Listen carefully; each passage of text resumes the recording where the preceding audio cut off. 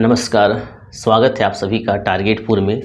आज की इस वीडियो में हम लोग क्या देखेंगे, झारखंड जो एक्साइज है, तो एक्साइज में जो हिंदी का सिलेबस है, तो हिंदी का सिलेबस में क्या पढ़ना है इसको लोग क्या करेंगे, इसमें चर्चा करेंगे। दरअसल इससे पहले क्या था कि एक्साइज का फॉर्म जब पहले भरा गया था तो उस समय हिंदी, इंग्लिश, संस्कृत ये सब लैंग्वेज नहीं था, तो सभी छात्र क्या रखे थे, खोरठा रखे थे। तो यहाँ हल्का ये भी चर्चा कर लेंगे, जो खोरठा रखे हैं उसको हिंदी मतलब चेंज करना ज़रूरी है या नहीं है, या दोनों में कौन सा ईजी है कौन हार्ड है। ठीक है, चलिए शुरू करते हैं। देखिए, झारखंड एक्साइज इसी को लोग क्या कहते हैं, उत्पाद सिपाही भी कहते हैं। इसमें से जो हिंदी का सिलेबस अभी ऐड हुआ है, तो जो नए छात्र होंगे, जो बिल्कुल बिगिनर छात्र होंगे, वो सभी क्या करेंगे, हिंदी लेंगे। क्योंकि हिंदी जो है कहीं ना कहीं खोरठा की तुलना में सिलेबस हल्का सा छोटा है। अब हल्का सा छोटा है तो इसमें एक चीज़ गौर करने वाली बात है कि जो पहले से खोरठा पढ़ चुके हैं, जो पहले से खोरठा पढ़ चुके हैं उसको चेंज करना ज़रूरी नहीं है, क्योंकि आप पहले से पढ़ चुके हैं, उसी को आपको क्या करना होगा, बार बार रिवीजन करना होगा। तो जो पहले खोरठा लिए थे आप क्या कीजिएगा, खोरठा को ही बार बार रिवीजन कीजिएगा। लेकिन एक बात ध्यान रखने वाली बात है कि पहले हिंदी नहीं था, और हिंदी नहीं था तो कुछ छात्रों को ऐसा है कि खोरठा समझ में नहीं आता है लेकिन मजबूरी में लेना पड़ा। तो वैसे छात्र जिनको आज भी खोरठा से एलर्जी है या खोरठा समझ में नहीं आता, मजबूरी के कारण लेना पड़ा था, तो वो सब क्या कर सकते हैं, हिंदी ले सकते हैं। आपको बता दें कि हमारा जो एप्लीकेशन है टारगेटपुर, ठीक है, आप इसे प्ले स्टोर से या जो डिस्क्रिप्शन में लिंक दिया है उससे आप क्या कर सकते हैं, डाउनलोड कर सकते हैं। तो हमारा एप्लीकेशन टारगेटपुर में खोरठा का कंप्लीट वीडियो लेक्चर है एक्साइज का, और अब हिंदी का ऐड कर दिया गया सिलेबस। तो जो नए कैंडिडेट होंगे वो तो हिंदी ही रखेंगे, और कुछ छात्र ऐसे होंगे जो खोरठा से हिंदी में चेंज करेंगे, क्योंकि अगर उसको खोरठा समझ में नहीं आ रहा तो उनके लिए बता दें कि 4 जून से, ठीक है, हिंदी के लिए बता रहे हैं, खोरठा का ऑलरेडी पहले से ही चल रहा है, ठीक है, तो 4 जून से जो है पर डे वहाँ पे आपको क्या होगा, एप्लीकेशन में हिंदी का जो ये सिलेबस है इसी पर आधारित वीडियो लेक्चर आपको मिलेगा। इसके लिए जो फ़ी आपका है 499 है। 499 में आपका कंप्लीट जो सिलेबस है, जैसे कि काव्यखंड है, गद्यखंड है, या फिर कृतिका भाग से कुछ कहानियाँ हैं, इसके अलावा व्याकरण है। व्याकरण से आपका लगभग 50% क्वेश्चन देखने को मिलेगा। तो व्याकरण को क्या करना है, बहुत ही अच्छे तरीके से कॉन्सेप्ट के साथ पढ़ना है। तो व्याकरण लगभग सभी चैप्टर दिया हुआ आप सिलेबस में देख लीजिएगा, लगभग सारा चैप्टर पढ़ना है। तो जो टॉपिक यहाँ लिखा हुआ व्याकरण में, हम लोग क्या करेंगे, व्याकरण भी सारा पढ़ेंगे। तो 499 रुपया आपको लगेगा, जिसमें से पूरा कहानी हो गया, गद्यखंड हो गया, और काव्यखंड हो गया, और व्याकरण का भी जो है सो वीडियो लेक्चर आपको मिल जाएगा। और अधिक जानकारी के लिए आप क्या करें, हमसे कॉन्टैक्ट कर सकते हैं 9142943957 में। क्लास आपका 4 जून से स्टार्ट होगा, ठीक है। आगे देखिए, ये जो था आपका सिलेबस हो गया लैंग्वेज का। इसके अलावा जो पेपर 3 है, तो पेपर 3 में जो महत्वपूर्ण रोल है वो है झारखंड का, क्योंकि झारखंड से आपका 50 क्वेश्चन है। तो झारखंड का वीडियो लेक्चर भी आपको एप्लीकेशन में मिल जाएगा, और झारखंड जीके का जो नोट्स है वो भी मिलेगा, और टेस्ट भी मिल जाएगा झारखंड का। तो झारखंड का नोट्स, झारखंड का वीडियो लेक्चर और झारखंड का टेस्ट भी जो है सो आपको एप्लीकेशन में मिल जाएगा। इसके ये प्रेजेंट में आप वहाँ एप्लीकेशन में है, आप वहाँ से क्या कर सकते हैं, परचेज कर सकते हैं और पढ़ भी सकते हैं। अब देखिएगा, पेपर 3 का जो टेस्ट है, ठीक है, पेपर 3 का टेस्ट बहुत ही जल्द एप्लीकेशन में आपको मिल जाएगा। तो आप क्या कीजिएगा, एप्लीकेशन जरूर डाउनलोड कर लीजिएगा। साथ ही अगर कांटेक्ट करना है तो आप इसमें कांटेक्ट कर सकते हैं। अब हम लोग सिलेबस को देखेंगे। देखिए, काव्यखंड में क्या है, ये जो सिलेबस है आपको बता दें, 10th लेवल का जो NCERT बुक है बिल्कुल वही सिलेबस है, ठीक है, और वहीं से सारा क्वेश्चन आपको रहेगा। इसमें क्या होगा, हम लोग क्या करेंगे, इसमें लाइन बाय लाइन आपको पढ़ाएंगे, उसी के आधार पर क्या करेंगे, समझाएंगे, तो एक भी क्वेश्चन बाहर नहीं जाएगा।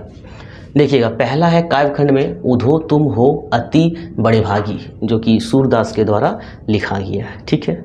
इसके बाद आपका है राम लक्ष्मण परशुराम संवाद, ठीक है, ये आपका तुलसीदास के द्वारा लिखा गया है। ये सब आपका कविता है, याद रखिएगा, ठीक है।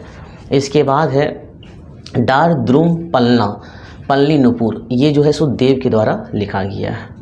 इसके बाद एक है आत्मकथा, ये जयशंकर प्रसाद जी के द्वारा लिखा गया है। इसके बाद है, देखिएगा, ये आत्मकथा नहीं, आत्मकाव्य है, ठीक है। इसके बाद देखिए उत्साह अट नहीं रही है। अगर आप 10th में पढ़े होंगे और उस समय भी अगर बढ़िया से पढ़े होंगे 10th में, आज से 5 साल पहले, 6 साल पहले, 7 साल पहले, तो बुक अभी तक चेंज नहीं हुआ है, क्योंकि हम भी पढ़े तो हमको लगभग सारा याद है। और जब आप लोग को पुनः पढ़ाएंगे तो एक नया एनर्जी मिलेगा, ठीक है। वही सेम कुछ है।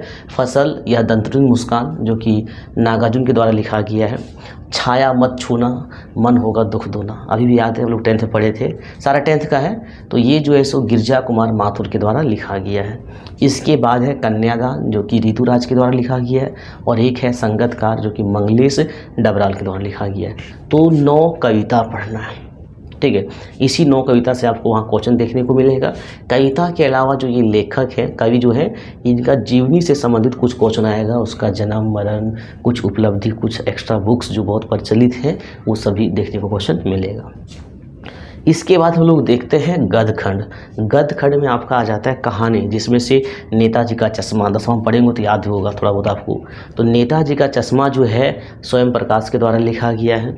इसके बाद है बाल गोविंद भगत, जो कि राम वृक्ष बेनपुरी के द्वारा लिखा गया। अगला है लखनवी अंदाज, ये असपाल के द्वारा लिखा गया है। फिर एक कहानी है मानव करुण की दिव्य चमक, जो कि सर्वेश्वर दयाल सक्सेना के द्वारा लिखा गया है। और एक कहानी आपका है एक कहानी यह भी, जो कि मन्नू भंडारी के द्वारा लिखा गया है। साथ ही देखिएगा अगला जो कहानी है वो है आपका स्त्री शिक्षा के विरोधी कुतर्कों का खंडन, मतलब एक तरह से कहानी में ही डिस्कस किया गया स्त्री शिक्षा के बारे में, जो कि महावीर प्रसाद जी के द्वारा लिखा गया है, ठीक है। और नेक्स्ट है नौबत खाने में इबादत, यतीन्द्र मिश्रा के द्वारा लिखा गया है। इसके बाद है संस्कृति, जो कि भक्त आनंद कौशलन के द्वारा लिखा गया है। तो 8 जो है 8 कहानी, ठीक है। 8 कहानी है, 9 कविता है, ये हो गया एक बुक का। इसके बाद एक बुक और है, देखते होंगे हमेशा कि उस बुक का नाम होता है कृतिका, जो कि पतला बहुत सारा रहता था। तो कृतिका से आपको 5 कहानी पढ़ना है। माता का आंचल, माता का आंचल, जो कि शिव पूजन सहाय के द्वारा लिखा गया है। जाज पंचम की नाक, जो कि बहुत हंसी भी लगेगा पढ़ने में, तो जाज पंचम की नाक ये कमलेश्वर के द्वारा लिखा गया है। साना साना हाथ जोड़ी, ठीक है, ये भी अच्छा कहानी है, ये मधु कांकरिया के द्वारा लिखा गया है। इसके बाद एक है यही ठैया झूलनी हैरानी हो रामा, जो कि शिव प्रसाद जी के द्वारा लिखा गया है। और मैं क्यों लिखता हूँ, जो है सो अज्ञे के द्वारा लिखा गया है। तो आप देखिए 5 कहानी यहाँ हो गया और 9 कहानी, ये 8 कहानी आपका यहाँ पे है, ठीक है। तो 8 5 13 आपको कहानी पढ़ना है। और कहानी केवल पढ़ देना नहीं है, उसको ऐसे पढ़ना है, उसके आधार पर डिस्कस भी लोग करेंगे कि किस प्रकार से क्वेश्चन उठता है, कहानी से कौन कौन सा क्वेश्चन बनेगा, ये सब डिस्कस करेंगे। कहानी पढ़ना आम बात है, कहानी पढ़िएगा तो 2 दिन में पढ़ के ख़त्म कर दीजिएगा, अगर मन लगा दीजिए तो कहानी 2 दिन में पढ़ के मतलब समाप्त किया जा सकता है। लेकिन पढ़ना नहीं है, उसमें ये भी जानना है कि प्रश्न कैसे पूछा जाता है। क्यों, आप देख सकते हैं 8 कहानी है और 9 कविता है, ठीक है। 8 कहानी 9 कविता प्लस आपका व्याकरण, यही 3 सेक्शन है जिससे आपको 100 प्रश्न रहेगा। तो हम लोग क्या करेंगे, जब पढ़ेंगे तो उसके साथ टेस्ट भी अवेलेबल होगा उसमें, तो टेस्ट में अभ्यास करेंगे किस प्रकार से क्वेश्चन आता है। तो इस वीडियो में हम लोग देखें कि हिंदी जो एक्साइज कांस्टेबल है, उत्पाद सिपाही है, इसमें हिंदी का सिलेबस में क्या है और क्या पढ़ना।